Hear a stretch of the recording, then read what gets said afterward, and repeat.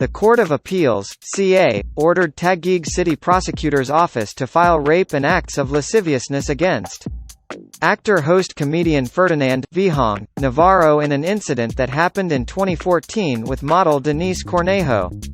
With this development, Denise Cornejo is given another chance to tell her side of the story on the sexual harassment allegations she filed in 2014 against Navarro after the Court of Appeals granted her appeal on July 21, 2022. The decision also stated that it has reversed and set aside the resolutions promulgated on April 30, 2018 and July 14, 2020 by the Department of Justice. Ultimately, it falls upon the trial to determine who between Navarro and Cornejo speaks the truth. Cornejo decries attempted rape on the night of January 22, 2014, while Navarro denies any wrongdoing on his part. We reiterate once more that the preliminary investigation is not the proper venue to rule on the respondent's guilt or innocence, it stated. In 2014, Cornejo claimed that Navarro attempted to harass her sexually in her condominium in Taguig.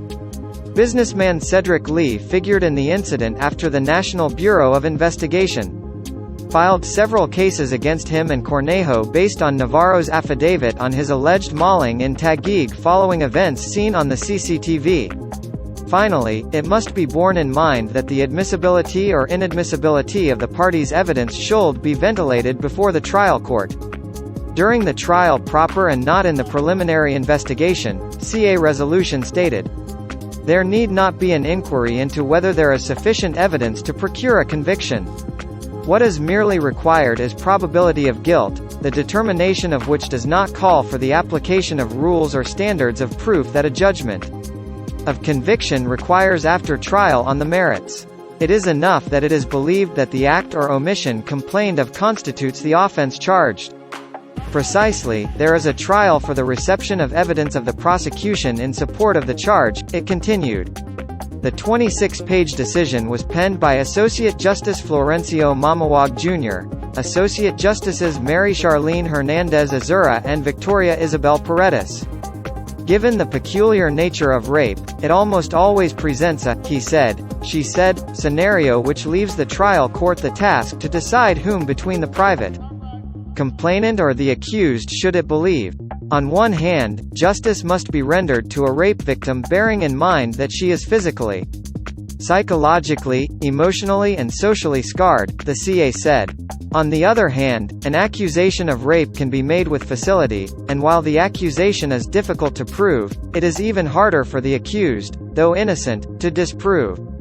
Attorney Ferdinand Topacio, one of Cornejo's lawyers, aired his statement regarding Court of Appeals decision.